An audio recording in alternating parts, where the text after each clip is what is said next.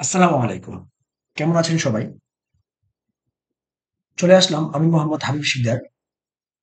আপনাদের সাথে আজকে এসএসসির রসায়নের ৭ম চ্যাপ্টার রাসায়নিক বিক্রিয়া নিয়ে আলোচনা করব। চলেন শুরু করা যাক।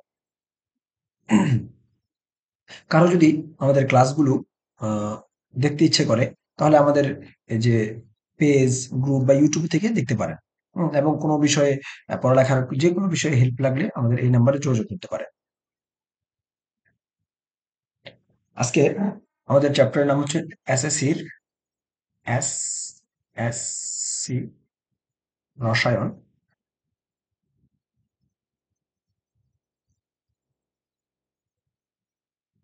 ৭ম অধ্যায়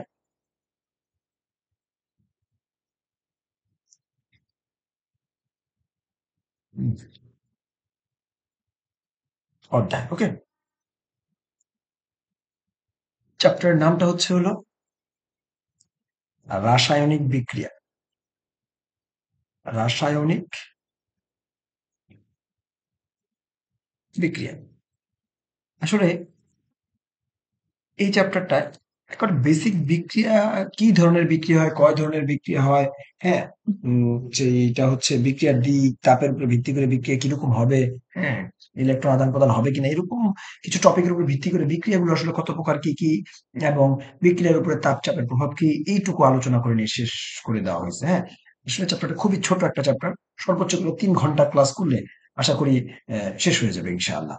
চলেন এই চ্যাপ্টার আসলে মূল টপিক গুলো কি কি আছে আমরা একটু দেখার চেষ্টা করি। এক নজরে টপিক গুলো আগে একটু দেখে নিই। হ্যাঁ,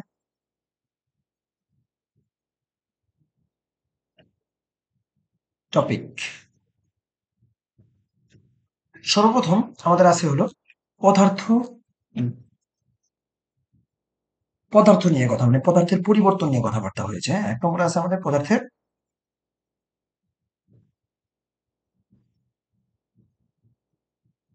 পরিবর্তন। সেখান থেকে আমরা পাবো হলো পদার্থের পরিবর্তন দুই রকম, ভৌত পরিবর্তন, রাসায়নিক পরিবর্তন। তো সেখান থেকে আমাদের রাসায়নিক বিক্রিয়ার প্রকারভেদ চলে আসবে, রাসায়নিক পরিবর্তন বা রাসায়নিক বিক্রিয়া। হ্যাঁ, তো সেখান থেকে আমরা পাবো হলো রাসায়নিক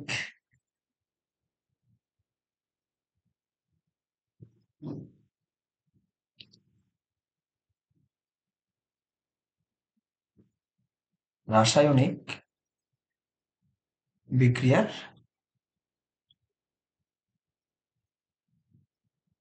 প্রকার। এইখানটাই আমাদের মূল নিয়ে আলোচনা। চলেন দেখেন এই জিনিসটা নিয়ে আমরা এখন, এটাকে তারা এক একটা বেসিসের উপর ভিত্তি করে বা এক একটা জিনিসের উপর ভিত্তি করে, হ্যাঁ, তারা কি করছে, ভাগ করেছে। চলেন প্রথমে তারা বলতেছে যদি দিকের উপর ভিত্তি করে, দিকের উপর ভিত্তি করে,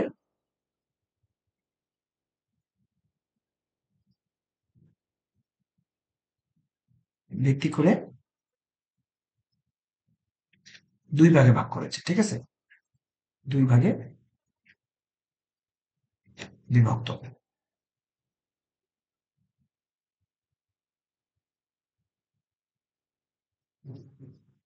তারপর করেছে তাপের উপর ভিত্তি করে,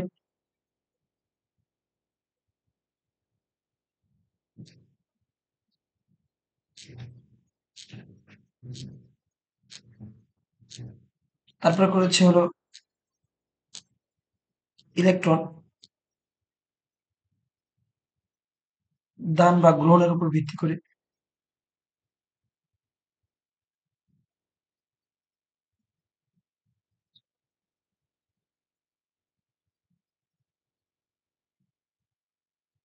ঠিক আছে, ইলেকট্রন দান বা গ্রহণের উপর ভিত্তি করে।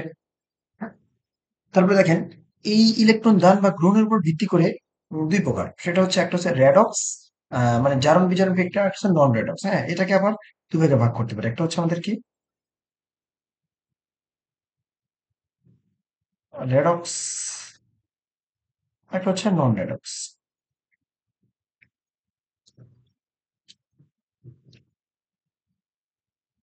এখন খেয়াল করেন এই রেডক্সকে আবার, রেডক্সের আবার কিছু বিশেষ ধরনের বিক্রিয়া আছে, কিছু বিশেষ ধরনের রেডক্স বিক্রিয়া, যেমন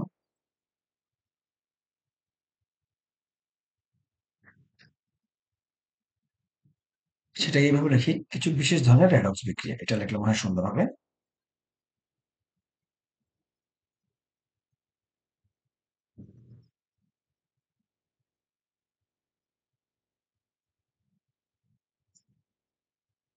কিছু বিশেষ ধরনের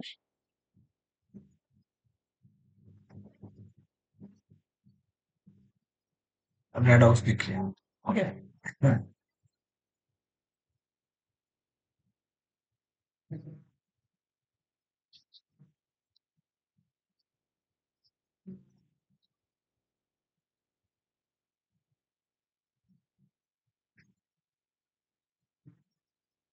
কিছু বিশেষ ধরনের রেডক্স বিক্রিয়া। হ্যাঁ। যার ভিতরে এক নম্বরে আছে হলো সংযোজন।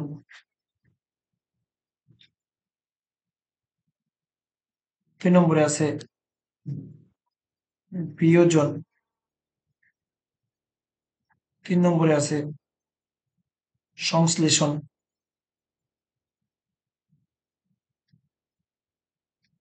চার নম্বরে আছে বিশ্লেষণ। পাঁচে আছে প্রতিস্থাপন। ছয়ে আছে দহন। ঠিক আছে, এই কটা নিয়ে এখানে আলোচনা করা হবে। তারপর দেখেন, নন রেডক্স বিক্রিয়া আবার দুই ধরনের আছে। এখানে দুই ধরনের নিয়ে আলোচনা করেছে আপনাদের বইতে। কিছু গুরুত্বপূর্ণ নন রেডক্স বিক্রিয়া।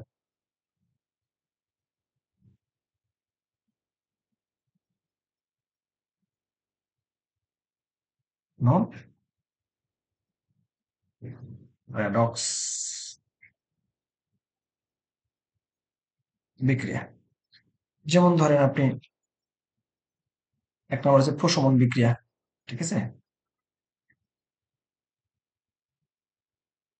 প্রশমন বিক্রিয়া। দুই নম্বর হচ্ছে অধঃক্ষেপণ। ওকে। ওকে ভাইয়া, অধঃক্ষেপণ বিক্রিয়া। তো এরকম টপিক বাই টপিক আমাদের সামনে। তারপরে আছে দেখেন, কিছু বিক্রিয়া আছে এটাকে রেডক্স নন রেডক্স কিছুর ভিতরেই ফালানো যায় না। তো কিছু বিশেষ ধরনের রাসায়নিক বিক্রিয়া নিয়ে এখানে আলোচনা করা হয়েছে। এখানে বিশেষ ধরনের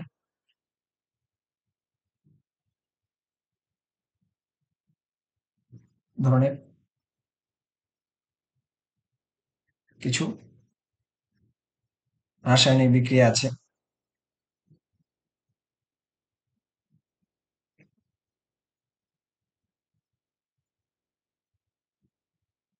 রাসায়নিক বিক্রিয়া। ওকে। যার ভিতরে আছে আমাদের দেখেন আদ্র বিশ্লেষণ বিক্রিয়া, পানি যোজন বিক্রিয়া। হ্যাঁ, তো কি আছে আদ্র বিশ্লেষণ।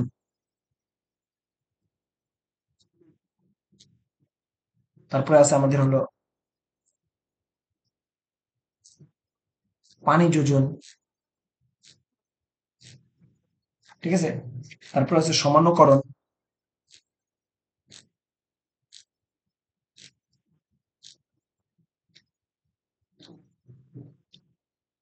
সমানুকরণ। চার নম্বরে আসলে আমাদের পলিমারকরণ।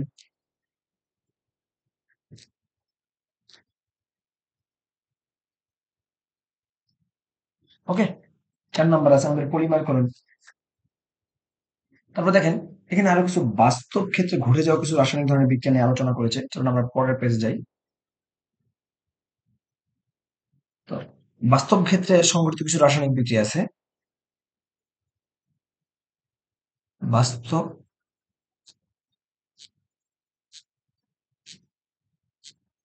ক্ষেত্রে সংঘটিত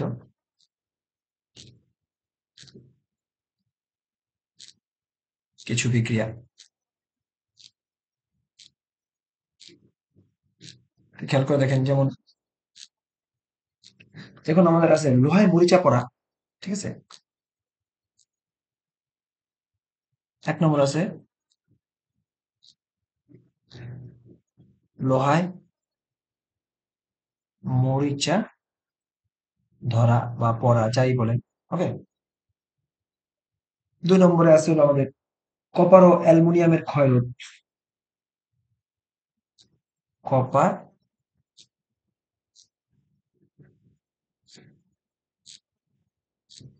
কপার এবং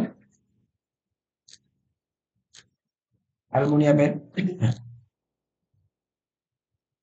ক্ষয়রোধ। ওকে। তারপর আছে পিঁপড়া বা মৌমাছির কামড়ে জ্বালা নিরাময়।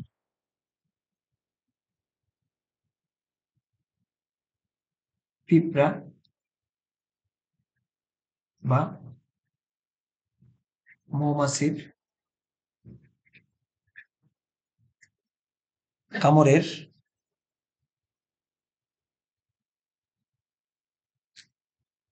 জ্বালা নিরাময়।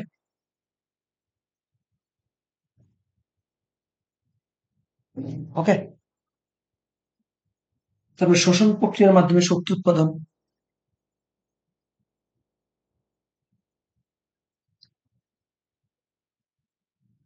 শ্বসন প্রক্রিয়ার মাধ্যমে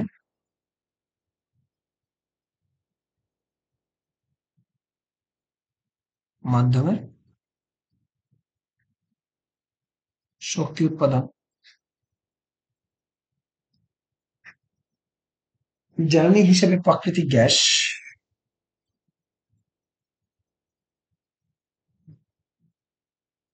জ্বালানি হিসেবে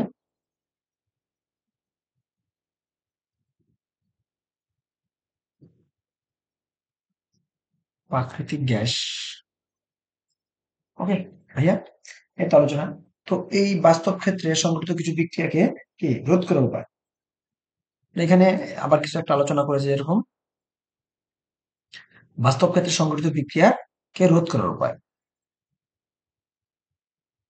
বাস্তব ক্ষেত্রে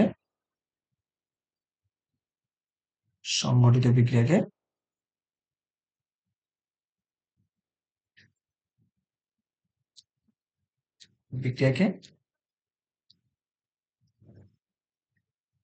রোধ করার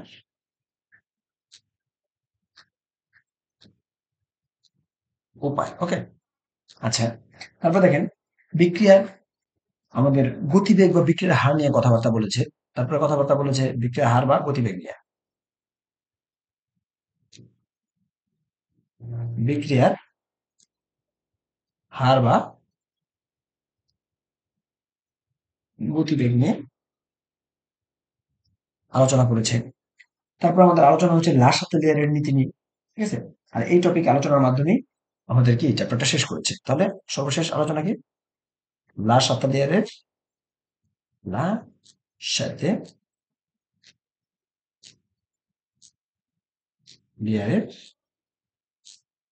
নীতি। ওকে? তো দেখেন লাশ-আত্তেলিয়ারের নীতি এবং সাম্য অবস্থার উপরে তাপচাপের প্রভাব। লাশ-আত্তেলিয়ারের নীতির মাধ্যমে সাম্য অবস্থার উপর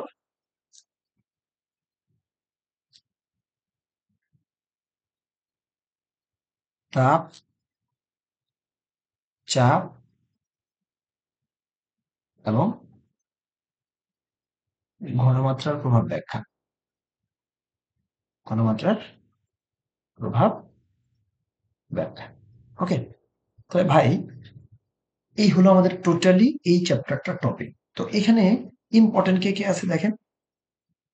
সর্বপ্রথম যদি আপনি যান, এই যে আপনার কি বলা যায় প্রকারভেদ গুলো আছে, এগুলো খুব ইম্পর্টেন্ট। হ্যাঁ, এগুলো খুব ভালো করে পড়তে হবে। এখানে সবচেয়ে ভালো করে পড়তে হয় জারণ বিজারণ। তারপরে হচ্ছে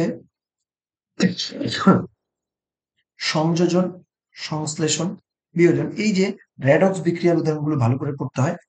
আর পড়তে হয় হলো আপনাকে লাশ-আত্তেলিয়ারের নীতিটা খুব ভালো করে পড়তে হবে। আর হচ্ছে এই তো এই কয়টা টপিক, বিক্রিয়ার হার ও গতিবেগ, এই কয়টা টপিক পড়তে পারলে আমাদের মোটামুটি চ্যাপ্টার ইজ ডান।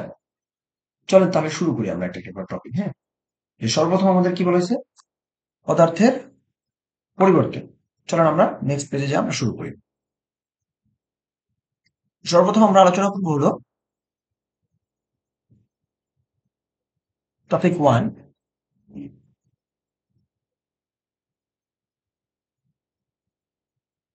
পদার্থের পরিবর্তন নিয়ে। ওকে, খেয়াল করেন, পদার্থ পদার্থের মাঝে দুই ধরনের পরিবর্তন ঘটে। পদার্থ দুই ভাবে পরিবর্তন করতে পারে। তাহলে পদার্থের দুই ধরনের পরিবর্তন ঘটে।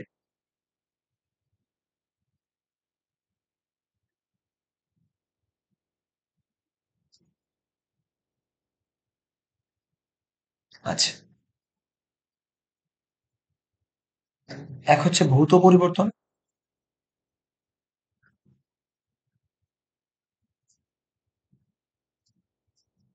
আরেকটা হচ্ছে আমাদের রাসায়নিক পরিবর্তন।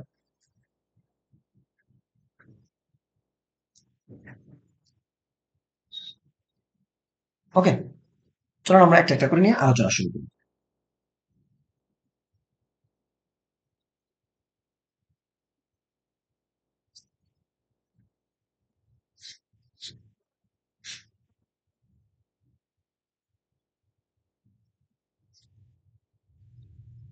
প্রথমে শুরু করবো আমরা হলো ভৌত পরিবর্তন নিয়ে। হ্যাঁ, এক নম্বরে আমরা ভৌত পরিবর্তন নিয়ে আলোচনা করবো, চলেন। ভৌত পরিবর্তন,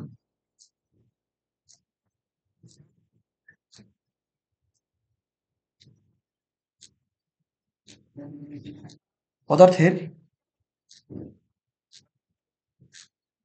যে পরিবর্তনে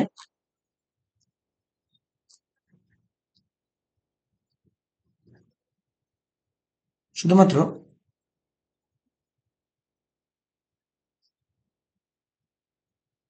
পদার্থের যে পরিবর্তনে শুধুমাত্র এক অবস্থা থেকে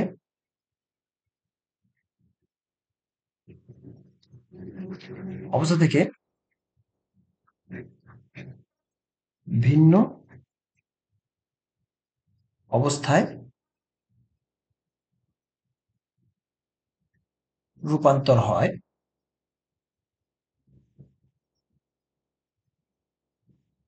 এবং রাসায়নিক বৈশিষ্ট্যের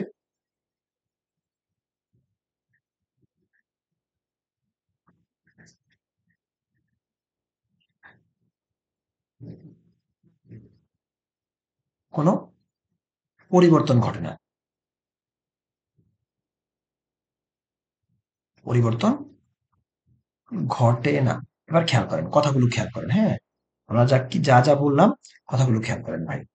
যে ভৌত পরিবর্তন হচ্ছে পদার্থের যে পরিবর্তনের শুধুমাত্র অবস্থা, এক অবস্থা থেকে, মানে যে কোনো একটা অবস্থা থেকে সে আর একটা অবস্থানে যাবে। হ্যাঁ, একটা অবস্থা থেকে ভিন্ন অবস্থায় রূপান্তর হয়, মানে তার অবস্থা চেঞ্জ হয়, কিন্তু রাসায়নিক বৈশিষ্ট্যের কোনো কি হয় না ভাইয়া, পরিবর্তন ঘটে না। যেমন আমরা যদি একটা এক্সাম্পল দিই, আপনারা বুঝতে পারবেন। চলুন একটা এক্সাম্পল দিই আমরা।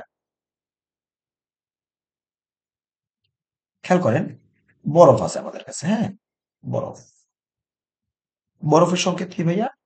H2O। তো এইখান থেকে যদি আমি পানিতে রূপান্তরিত করি, পানি, সেটাও কিন্তু আমাদের রাসায়নিক যে আমাদের ফর্মুলা বা রাসায়নিক যে সংকেত, সেটা H2O থাকবে। এটা 0 ডিগ্রি সেলসিয়াস টেম্পারেচারে ঘটে। হ্যাঁ, 0 ডিগ্রি সেলসিয়াস টেম্পারেচারে এই বরফ থেকে পানিতে রূপান্তরিত হয়। আবার এই পানিকে যদি আমি জলীয় বাষ্পে রূপান্তরিত করতে চাই, তাহলে আমাদের 100 ডিগ্রি সেলসিয়াস টেম্পারেচার দেওয়া লাগবে। হ্যাঁ, তাহলে এখানে আমাদের কি হবে? জলীয় বাষ্প, জলীয় বাষ্প। এটা সাধারণত কি হয়ে থাকে? গ্যাস। এটারও কিন্তু কি আমাদের ভাইয়া সংকেত সেই H2O। এটা কি ভাইয়া? গ্যাস, কিন্তু এটা গ্যাস। তো দেখেন করেন, এটা হচ্ছে আমাদের বরফ, এটা ছিল সলিড। এটা কেমন ছিল ভাই? সলিড ছিল। তো সলিড অবস্থা থেকে সে 0 ডিগ্রি সেলসিয়াস টেম্পারেচারে লিকুইডে রূপান্তরিত হচ্ছে, লিকুইড। হ্যাঁ, সলিড মানে হচ্ছে আমাদের কঠিন, কঠিন। সলিড মানে কি ভাইয়া? কঠিন। আর তরল, লিকুইড মানে হচ্ছে আমাদের তরল। ওকে, আর জলীয় বাষ্প হচ্ছে এটা আমাদের গ্যাস, গ্যাস। ঠিক আছে, দেখি আমাদের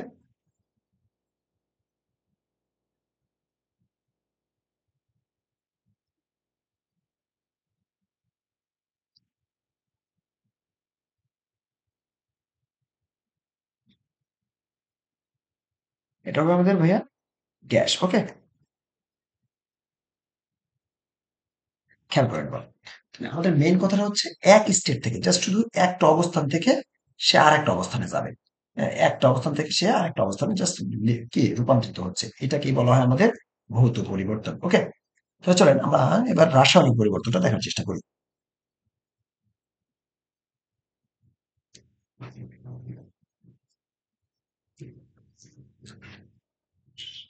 রাসায়নিক পরিবর্তন, দেখেন আমরা একেবারে শর্ট করে এটার ডেফিনেশন শেখার চেষ্টা করব।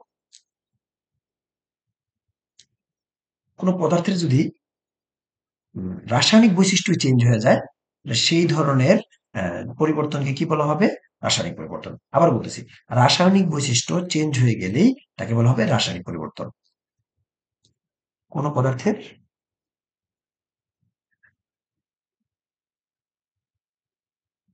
রাসায়নিক বৈশিষ্ট্যে রাসায়নিক বৈশিষ্ট্য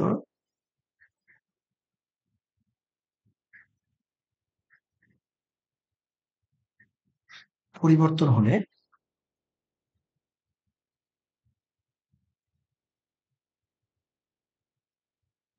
তাকে রাসায়নিক পরিবর্তন বলে। যদি রাসায়নিক বৈশিষ্ট্য পরিবর্তন তাকে রাসায়নিক পরিবর্তন বলে। বুঝছেন কত সহজ করে আমরা জিনিসটা বোঝার চেষ্টা করছি? রাসায়নিক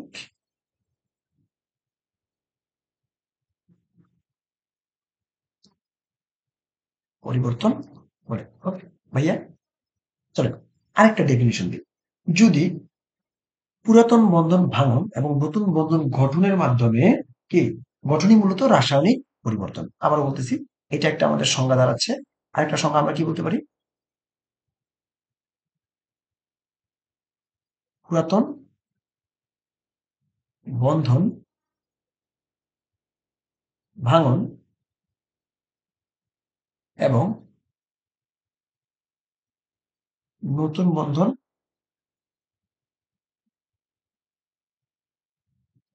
গঠনই রাসায়নিক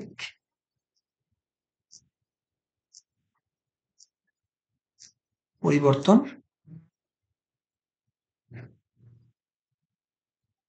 আচ্ছা, এখন একটা জিনিস খেয়াল রাখবেন, যে রাসায়নিক পরিবর্তন মানে হচ্ছে রাসায়নিক বিক্রিয়া। রাসায়নিক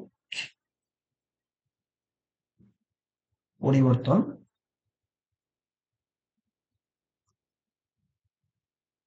মানে রাসায়নিক বিক্রিয়া। ওকে, চলেন দু একটা এক্সাম্পল দেওয়ার মাধ্যমে আমরা বোঝার চেষ্টা করি। খেয়াল করেন, এখানে যদি আমাদের ধরেন, এখানে আমাদের আছে হলো CH4 মিথেন, একটা গ্যাস, এটা একটা জ্বালানি। অক্সিজেন, এটাও আর একটা গ্যাস, এটা একটা জ্বালানি। ঠিক আছে, সেখান থেকে যদি আমরা বিক্রিয়া করি, এখান থেকে আমাদের উৎপন্ন হবে কার্বন ডাই অক্সাইড, একটা ক্ষতিকর গ্যাস। ঠিক আছে, এবং সাথে আমাদের পানি, এটা জলীয় বাষ্প কিছু হয়, আবার কিছু লিকুইড হয়, তাহলে আমরা লিকুইড ধরলাম। খেয়াল করছেন? দেখেন, এটা ছিল জ্বালানি, কিন্তু কার্বন ডাই অক্সাইড কিন্তু আর জ্বালানি না। কার্বন ডাই অক্সাইড আমরা আমাদের কোথায় ইউজ হবে? সালোক সংশ্লেষণ। অক্সিজেন আমরা মানুষ গ্রহণ করি, হ্যাঁ, বা প্রাণীরা গ্রহণ করি। আর কার্বন ডাই অক্সাইড গ্রহণ করে মেনলি উদ্ভিদ গ্রহণ করে। ওকে, আচ্ছা, আর পানিটা কি হয়? পানিটা আমরা প্রাণী উদ্ভিদ উভয়েরই ব্যবহার করে। আরেকটা উদাহরণ দেখি চলেন।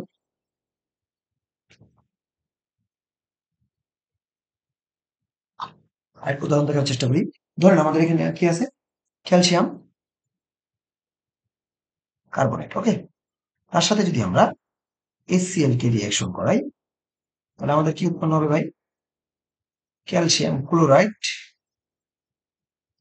তারপরে উৎপন্ন হবে হলো আমাদের পানি এবং কার্বন ডাই অক্সাইড। ওকে, খেয়াল করে দেখেন, ক্যালসিয়াম ক্লোরাইড, এবার এটাকে যদি একটু সমতা করতে চাই, তাহলে এখানে একটা জাস্ট আমাদের একটা 2 দিতে হবে, তাহলে আমাদের সমতা হয়ে গেল। ক্যালসিয়াম ক্লোরাইড এটা একটা, দেখেন ক্যালসিয়াম কার্বনেট ছিল একটা লবণ, ক্যালসিয়াম ক্লোরাইড একটা লবণ, কিন্তু এটা হচ্ছে হ্যালাইড লবণ। হ্যাঁ, আর এটা ভিতরে পানি আর কার্বন ডাই অক্সাইড ক্ষতিকর। এখানে একটা ছিল আমাদের এসিড, HCl কি ছিল ভাই? আমাদের এসিড ছিল। দেখলেন কিভাবে একটা যৌগ অন্য একটা মৌল বা যৌগের সাথে বিক্রিয়া করার মাধ্যমে তার রাসায়নিক বৈশিষ্ট্য কি করে ফেলতেছে? পরিবর্তন করে ফেলতেছে। অথবা দেখেন এখানে সি ৪ টা বন্ধনে আবদ্ধ ছিল। এখানে অক্সিজেন নিজেদের মাঝে ২ টা বন্ধনে আবদ্ধ ছিল। এটাকে বলা হলো মৌলিক বন্ধন। কিন্তু সে গিয়ে তারপর কি কার্বনের সাথে বন্ধন গঠন করতেছে, হাইড্রোজেনের সাথে বন্ধন গঠন করতেছে। যে এভাবেই সে কি করতেছে? নিজের রাসায়নিক বৈশিষ্ট্য পরিবর্তন করে ফেলতেছে। আচ্ছা, চলো এবার আমরা নেক্সট আলোচনায় যাই। এবার আমাদের আলোচনা হচ্ছে রাসায়নিক বিক্রিয়ার প্রকারভেদ। টপিকের নাম কি?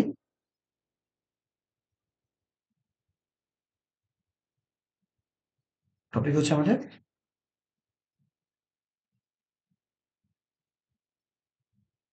রাসায়নিক বিক্রিয়ার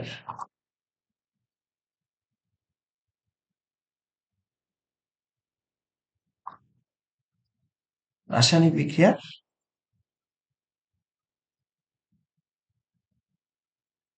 প্রকার।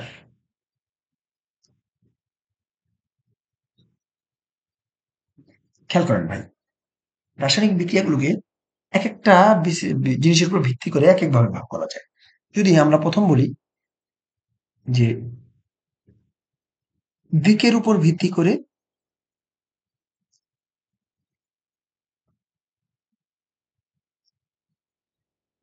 ভিত্তি করে রাসায়নিক বিক্রিয়া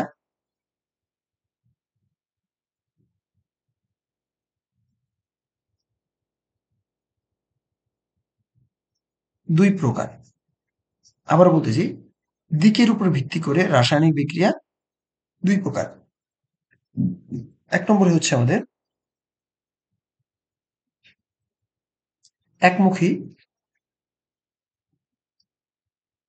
বা ইরিভার্সিবল।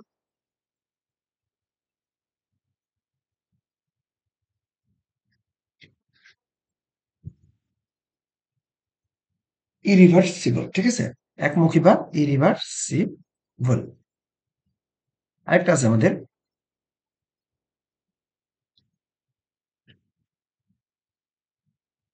উভমুখী বা রিভার্সিবল। ওকে? এই হলো আমাদের ২ ধরনের বিক্রিয়া। চলুন আমরা এই ২ টা নিয়ে একটু আলোচনা করি। প্রথমে আমাদের একমুখী বিক্রিয়া।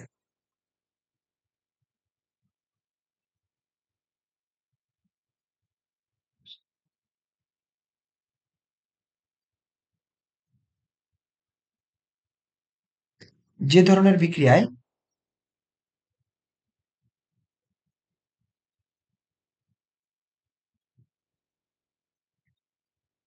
যে ধরনের বিক্রিয়ায়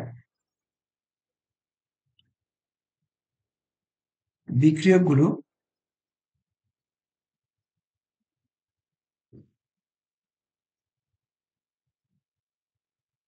উৎপাদে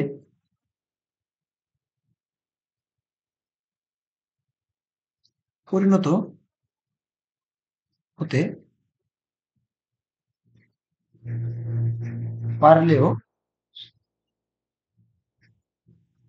উৎপাদগুলো বিক্রিয়কে পরিণত হতে পারে না।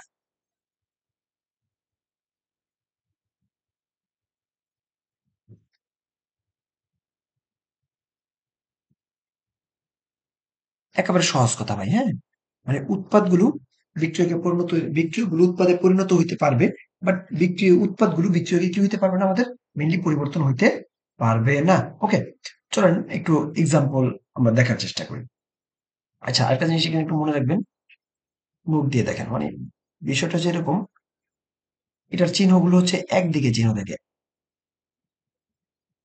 চিহ্ন থাকবে এরকম, একমুখী আরো চিহ্ন থাকবে। ঠিক আছে? আর যা বললাম সেটা হচ্ছে বিক্রিয়ক থেকে উৎপাদে যাইতে পারলেও উৎপাদ থেকে কিসে আসতে পারবে না ভাই? বিক্রিয়কে আসতে পারবে না। এক্সাম্পল দেখার চেষ্টা করি আমরা একটু। খেয়াল করেন, আমাদের ক্যালসিয়াম কার্বনেট, একে যদি আমরা হিট দেই বা তাপ প্রদান করি, তাহলে সেখান থেকে আমাদের উৎপন্ন হয় হলো calcium oxide plus carbon die oxide. এইটা সলিড হলেও এটাও সলিড। তো এইটা হচ্ছে গ্যাস। যেহেতু এটা গ্যাস, এটা উড়ে চলে যায়। এটা কখন? খোলা পাত্রে। খোলা পাত্রে, ঠিক আছে?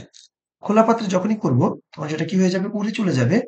আর এইটার সাথে এটাকে মিক্স করা যাবে না। আর এটার সাথে এটাকে মিক্স করা মানে কি? কার্বন ডাই অক্সাইডের সাথে ক্যালসিয়াম অক্সাইডকে মিশ্রিত করা যাবে না। আর মিশ্রিত না করলে এরা কি উৎপন্ন হবে না? ক্যালসিয়াম কার্বনেটে উৎপন্ন হইতে পারবে না। তো একটা সময় গিয়ে আমাদের বিক্রিয়কগুলো কি হবে? শেষ হয়ে যাবে। মানে বলা যায় যে বিক্রিয়কগুলো সবসময় সামনের দিকেই যেতে থাকবে। উৎপাদ কখনোই ব্যাকওয়ার্ড রিয়েকশন করে পিছনের দিকে আসতে পারবে না। দেখেন, তাহলে একমুখী বিক্রিয়া যদি কিছু বৈশিষ্ট্য বলি, এটা খোলা পাত্রে হবে, এটা বিক্রিয়াটা এক সময় না এক সময় শেষ হয়ে যাবে, হ্যাঁ? বৈশিষ্ট্য খেয়াল করতেছেন তো? খোলা পাত্র হইতে হবে। তারপর হচ্ছে হলো, যদি গ্যাসীয় কোনো কিছু থাকে উৎপাদ, গ্যাসীয় উৎপাদ থাকলে খোলা পাত্র হইতে হবে, ঠিক আছে? আর তারপর হচ্ছে হলো, যদি অদক্ষেপ পড়ে, তাহলে অদক্ষেপ সরিয়ে নিতে হবে। তারপরে কি বিক্রিয়া কোনো না কোনো সময় যা শেষ হবে। একটু চলেন লিখে দিই। বৈশিষ্ট্য। যেমন গ্যাসীয় উৎপাদ থাকলে, আচ্ছা, বৈশিষ্ট্যর থেকে বলবো তো এটা শর্ত বলা যায় এটাকে, হ্যাঁ? এটাকে আমরা শর্ত বলতে পারি আরো সুন্দর করে। শর্ত বা কন্ডিশন, যে গ্যাসীয় উৎপাদ থাকলে,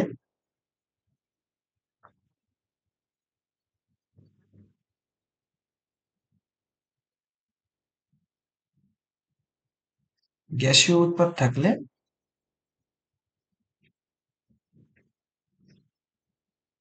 খোলা পাত্রে বিক্রিয়া করাতে হবে। ওকে?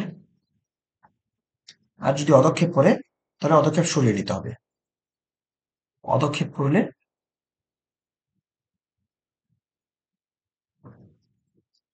অদক্ষেপ করলে পদক্ষেপ সরিয়ে নিতে হবে।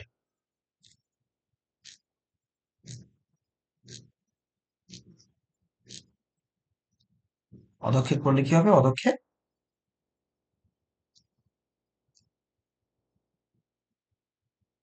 সরিয়ে নিতে হবে। ওকে? আচ্ছা, খেয়াল করেন। এবার যদি আমরা বৈশিষ্ট্য বলি,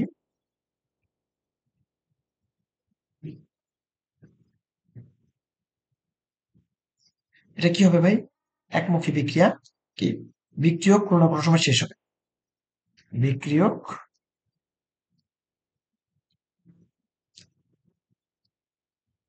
কোনো না কোনো সময়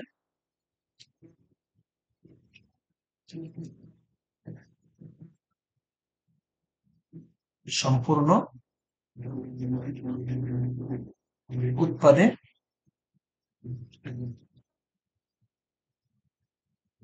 পরিণত হবে। ওকে? তারপর কি হবে ভাই? দেখেন, সাম্য অবস্থা নেই। সাম্য অবস্থা নেই। সাম্য অবস্থা কি? মেনলি সাম্য অবস্থা জিনিসটা হচ্ছে যে বিক্রিয়ার সম্মুখ এবং পশ্চাৎ গতিবেগ যখন সমান হবে তাকে বলা হবে সাম্য অবস্থা। ঠিক আছে? কি বললাম? বিক্রিয়ার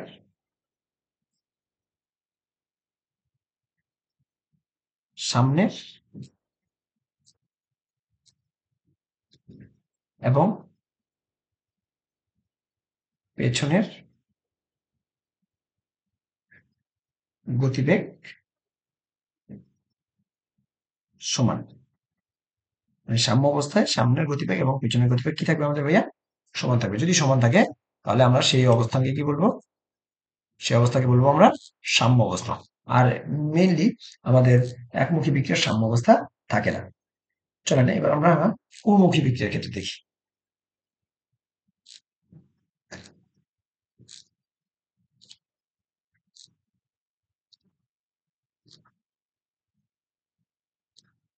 উমুখী বিক্রিয়া,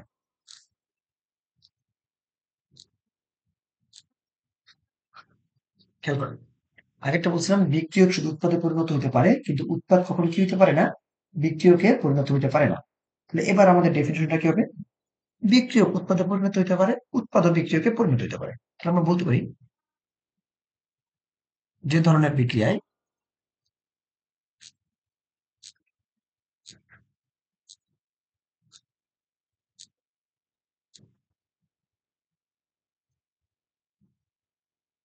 বিক্রিয়ক উৎপাদে এবং উৎপাদগুলো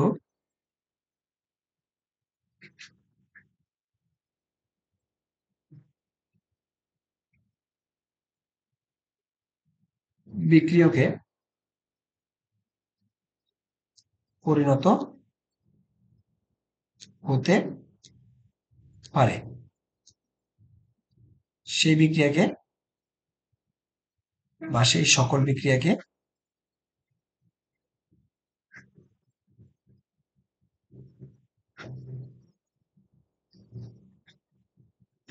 উভমুখী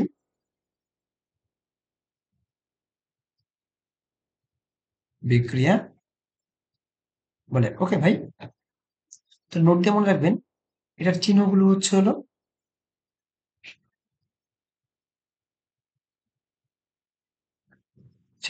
উভয় দিকে থাকবে, ঠিক আছে,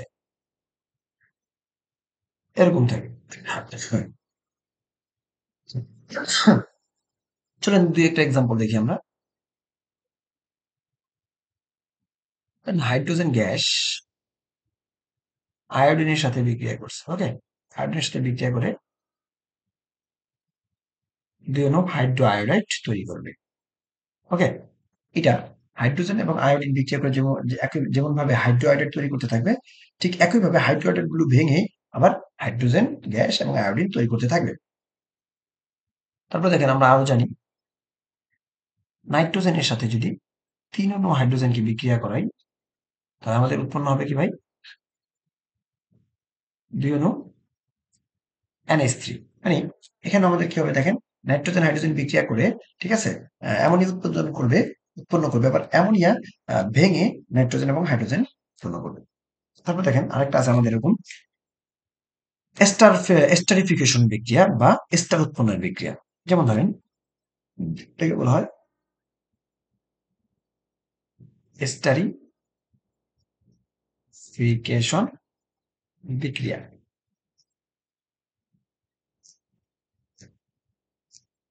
মানে এখানে এস্টারিফিকেশন বিক্রিয়া কি উৎপন্ন হবে ভাই? এস্টার উৎপন্ন হবে। এখানে এস্টার উৎপন্ন হবে। ওকে, দেখেন কি হয় এখানে, CH3 CH2 OH, এটার সাথে যদি আমি প্লাস CH3 COOH কে বিক্রিয়া করাই, তাহলে এই যে OH আর এই যে H, তারা দুইজনে মিলে জিলে আগে গিয়ে পানি উৎপন্ন করে ফেলবে। কি উৎপন্ন করবে ভাই? পানি উৎপন্ন করে ফেলবে। আর বাকি থাকতেছে কারা দেখেন, এখান থেকে আমাদের CH3 COO CH2 CH3। খেয়াল করেন এখানে, এখানে আমাদের উৎপন্ন হয়েছে কি ইথাইল, বা এই যে এইটুকু অ্যালকোহল থেকে আসছে, তাই ইথাইল ইথানয়েড, এটার নাম হচ্ছে ইথাইল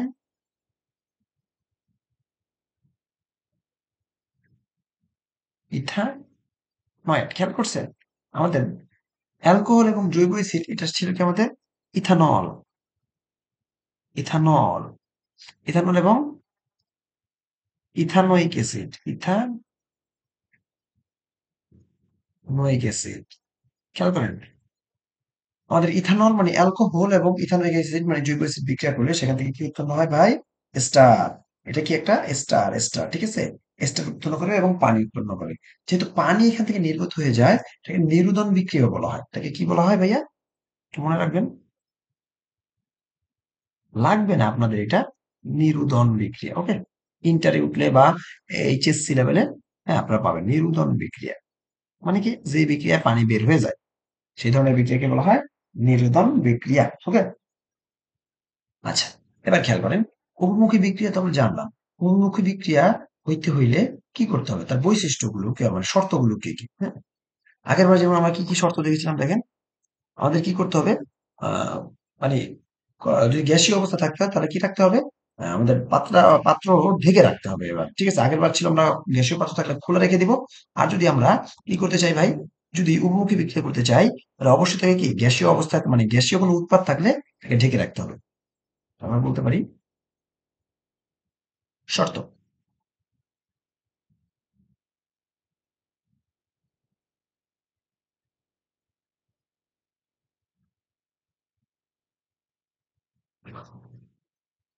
গ্যাসীয়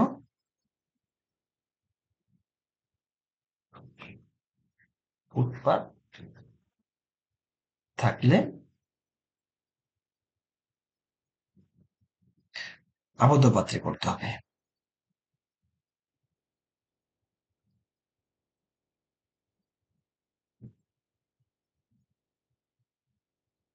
করতে হবে। ওকে? যদি আবদ্ধ মানে গ্যাসীয় ইয়া থাকে তাহলে আবদ্ধ পাত্রে করতে হবে। বৈশিষ্ট্য যদি বলি,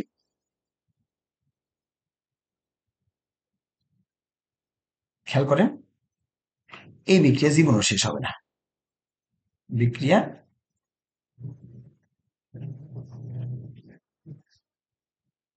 শেষ হয় না। তারপর কি থাকে? সাম্য অবস্থা থাকবে। সাম্য অবস্থায় আছে। সাম্য অবস্থায় উপনীত হয়। এটা আমরা সাম্য অবস্থায় কোনো না কোনো সময় উপনীত হয়। এটা বলতে পারি। সাম্য অবস্থায় কোনো না কোনো সময়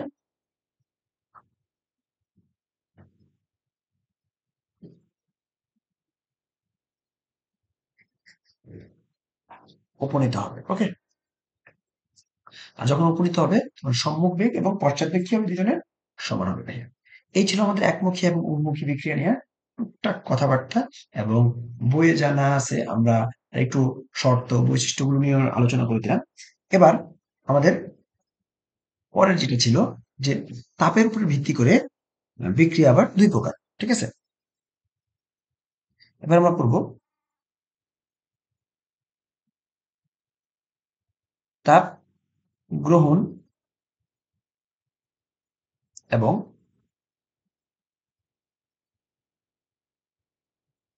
বর্জনের উপর ভিত্তি করে রাসায়নিক বিক্রিয়া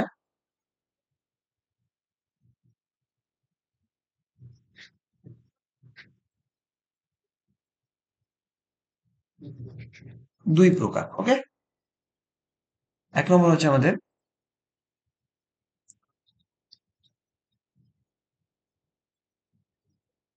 তাপোৎপাদী বা এটার আরেকটা নাম হচ্ছে এক্সোথার্মিক।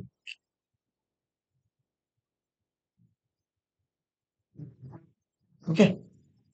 আর বিতে হচ্ছে আমাদের তাপহারি বা এন্ডোথার্মিক। ওকে? চলো আমরা এগুলো একটু আলোচনা করার চেষ্টা করি। প্রথমে আমরা তাপ উৎপাদী নিয়ে আলোচনা করার চেষ্টা করি। তাপ উৎপাদী একেবারে সহজ ভাষায় আমরা সংজ্ঞা দেওয়ার চেষ্টা করব। যে সকল বিক্রিয়া পরিবেশের তাপ ছেড়ে দেয়। কি বলছি? যে সকল বিক্রিয়া পরিবেশের তাপ ছেড়ে দেয়।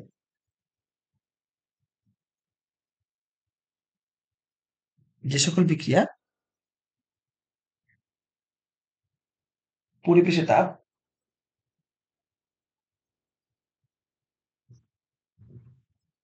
যে সকল বিক্রিয়া পরিবেশের তাপ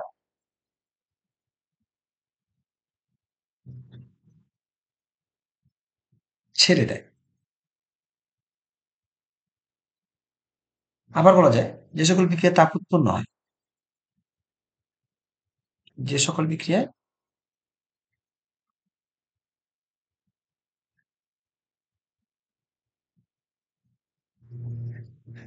তাপ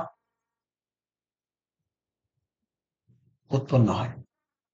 তো জিনিস খেয়াল রাখবেন, তাপ উৎপন্ন হওয়ার জন্য শর্ত হচ্ছে, ধরেন এখানে এ প্লাস বি যদি বিক্রিয়া করে,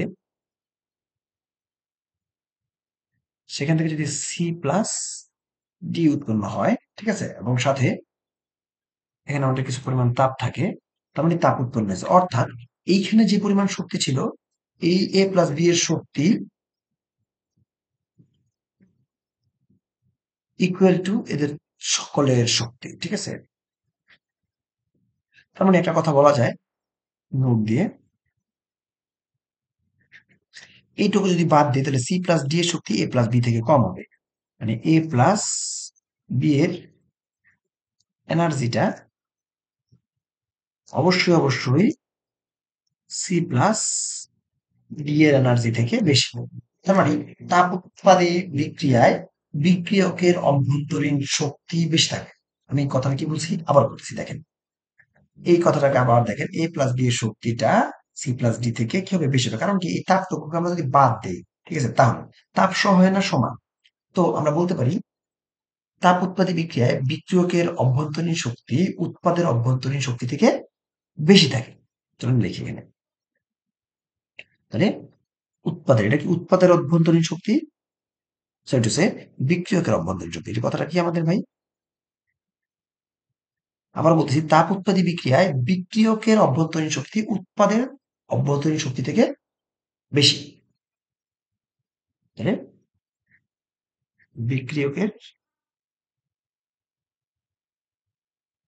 অভ্যন্তরীণ শক্তি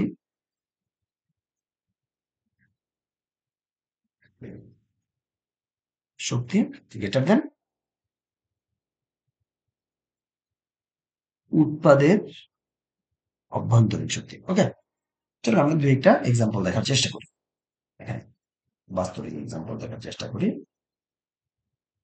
খেয়াল করেন, আমাদের যদি নাইট্রোজেনকে 3 অণু হাইড্রোজেনের সাথে বিক্রিয়া করাই, তাহলে সেখান থেকে আমাদের 2 মোল NH3 এবং 92 কিলোজুল তাপ আমাদের কি উৎপন্ন হবে, উৎপন্ন হয়। ওকে, এখানে আমাদের প্রভাবক হিসাবে আছে আয়রন, এবং 200 থেকে 250 অ্যাটমসফিয়ার চাপ এটিএম, এবং 450 থেকে 550 degree Celsius temperature, 450 degree Celsius থেকে 550 ডিগ্রি সেলসিয়াস টেম্পারেচার। এগুলো একটু মুখস্থ রাখার চেষ্টা করবেন, এগুলো এগুলো এমসিকিউ তে আসে, এগুলো এমসিকিউ এর জন্য খুবই ইম্পর্টেন্ট। হ্যাঁ, এমসিকিউ এই যে প্রভাবগুলো যাই আছে আমাদের এখানে, এগুলো খুবই ইম্পর্টেন্ট, ঠিক আছে ভাইয়া। তো আশা করি আপনারা বুঝতে পারছেন যে নাইট্রোজেন এবং হাইড্রোজেন আয়রনের উপস্থিতিতে 200 থেকে 250 ডিগ্রি সেলসিয়াস, 250 অ্যাটমসফিয়ার চাপ এবং 450 থেকে 550 ডিগ্রি সেলসিয়াস, কোথাও 450 থেকে 500 আছে, কোথাও 500 থেকে 550 আছে, সো 450 থেকে 550 ডিগ্রি সেলসিয়াস টেম্পারেচারে 2 মোল অ্যামোনিয়া গ্যাস উৎপন্ন হয় এবং 92 কিলোজুল তাপ উৎপন্ন হয়। খেয়াল করেন, তো এখানে একটা ল্যাটিস এনথালপি বা ডেল এইচ দ্বারা এটাকে মাঝে মাঝে প্রকাশ করে, ডেল এইচ ইকুয়াল টু হচ্ছে -92 কিলোজুল। এখন দেখেন, যারা স্টুডেন্ট আছেন বা আমি আপনাদের মতো যখন স্টুডেন্ট ছিলাম, আমার এখানে প্যাচ লাগতো বা আমি বলতে পারতাম না যে ডেল এইচ কখন মাইনাস হচ্ছে কখন প্লাস হচ্ছে। আপনাদেরকে আমি একটা শর্টকাট বুদ্ধি শিখিয়ে দিচ্ছি, সব সময় এই তাপটাকে বিক্রিয়কের পাশে আনবেন। কি বলছি, নোট দিয়ে মনে রাখেন,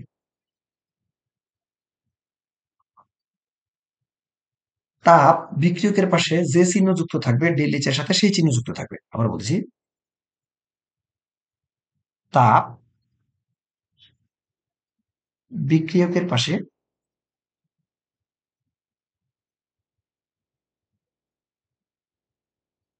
পাশে যে চিহ্ন যুক্ত থাকবে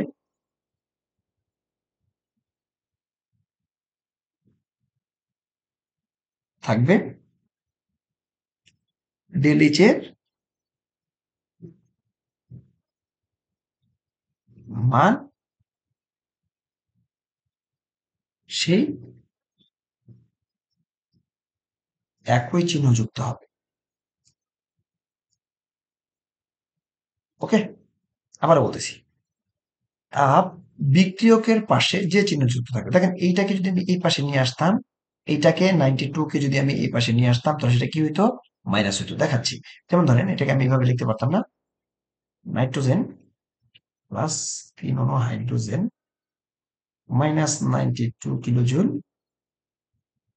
বিক্রিয়া করে 2 মোল অ্যামোনিয়া। ওকে, দেখেন আমাদের ডেল এইচ কি হইতো ভাইয়া? Del S minus. খেয়াল করে দেখেন, মানে বিক্রিয়কের সাথে যে চিহ্ন যুক্ত আছে, উৎপাদে সেই একই চিহ্ন যুক্ত আছে। মানে উৎপাদ বলে ডেল এইচ এর সেই একই চিহ্ন যুক্ত আছে। আবার আমরা বলতে পারি তাপ উৎপাদে যে চিহ্ন যুক্ত থাকবে, বিক্রিয়কে ডেল এইচ এ তার বিপরীত চিহ্ন যুক্ত থাকবে।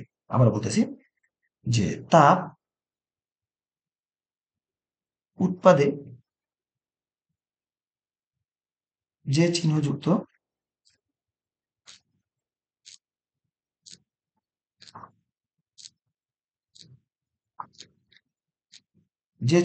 থাকবে,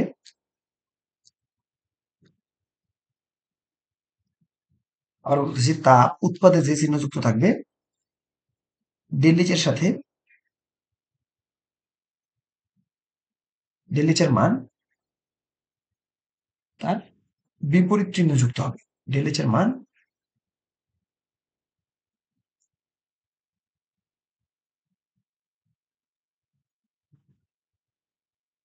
তার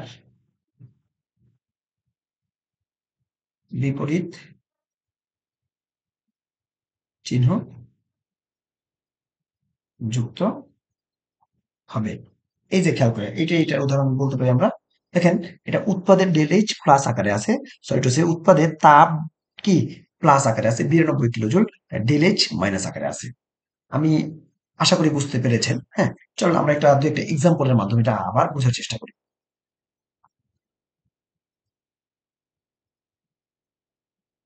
ধরেন একটা এক্সাম্পল দিই। এখানে এ আর বি বিক্রিয়া করে, এখানে ধরেন এক্স কিলোজুল তাপ লাগলো, মানে মাইনাস করলাম। তো এখান থেকে আমাদের সি প্লাস ডি উৎপন্ন হলো। তো এখানে ডেল এইচ কি লিখবো ভাইয়া? ডেল এইচটা দেখেন আমাদের আগের পৃষ্ঠায় খেয়াল করে দেখেন, আগের পৃষ্ঠায় আমরা যদি বলি কি বলছিলাম, তাপ বিক্রিয়কের পাশে যে চিহ্ন যুক্ত থাকবে, ডেল এইচ এর মান সেই একই চিহ্ন যুক্ত হবে। খেয়াল করেন আমাদের বিক্রিয়কের পাশে কি চিহ্ন যুক্ত আছে? মাইনাস। তাহলে এখানে ডেল এইচ কি হবে ভাই? Del H minus X kilojoule. Okay, তো আশা করি বুঝতে পেরেছেন। চলেন এবার আমরা তাপ হারি বিক্রিয়া বা তাপ শোষী বিক্রিয়া দেখি। হ্যাঁ, বিতে তাপ হারি বা তাপ শোষী বিক্রিয়া। এটার ইংলিশ টার্ম হচ্ছে exothermic, sorry to say endothermic. Exothermic মানে হচ্ছে তাপ উৎপাদী, আর এন্ডোথার্মিক মানে হচ্ছে আমাদের তাপ হারি রিয়েকশন। তাহলে এন্ডোথার্মিক রিয়েকশন আমরা বলতে পারি। তাহলে এটাকে যদি ডেফিনিশন বা সংজ্ঞা বলি, যে ধরনের বিক্রিয়া পরিবেশ থেকে তাপ শোষণ করে, যে ধরনের বিক্রিয়া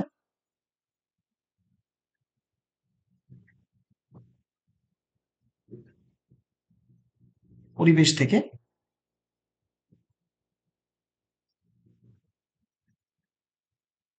তাপ শোষণ করে, সেই ধরনের বিক্রিয়াকে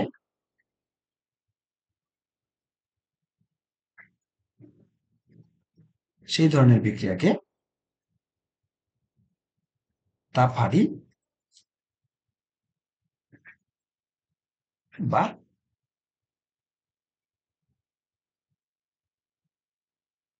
তাপ শোষী বিক্রিয়া বলে। চলুন আমরা একটা এক্সাম্পল দিই। নাইট্রোজেন এবং অক্সিজেন বিক্রিয়া করে 180 কিলোজুল তাপ দেওয়ার পর সেখান থেকে 2 অণু নাইট্রো অক্সাইড তৈরি হয়। এখানে ডেল এইচ এর মান কি হবে বলেন তো ভাই? খেয়াল করেন যে এগুলো কিন্তু সব গ্যাস। হ্যাঁ ভাই, এগুলো গ্যাস।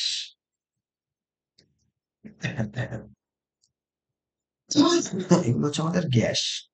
তো এখানে বিক্রিয়কের সাথে তাপটা কি আকারে আছে ভাই? প্লাস আকারে। তাহলে এখানে আমাদের প্লাস আঁকতে হবে। এবার দেখেন, তাপ উৎপাদী হইলে ডেল এইচ মাইনাস হয়। তাপ উৎপাদী হইলে ডেল এইচ মাইনাস হয়। আর তাপ হারি হইলে ডেল এইচ কি হয় ভাই? প্লাস হয়। আবার বলতেছি, নোট দিয়ে মনে রাখবেন।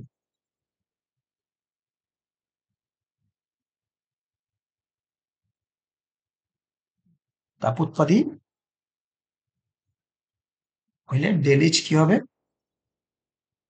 মাইনাস ভি হবে। আর তাপ হারি হইলে ডেল এইচ কি হবে ভাই? প্লাস ভিই হবে।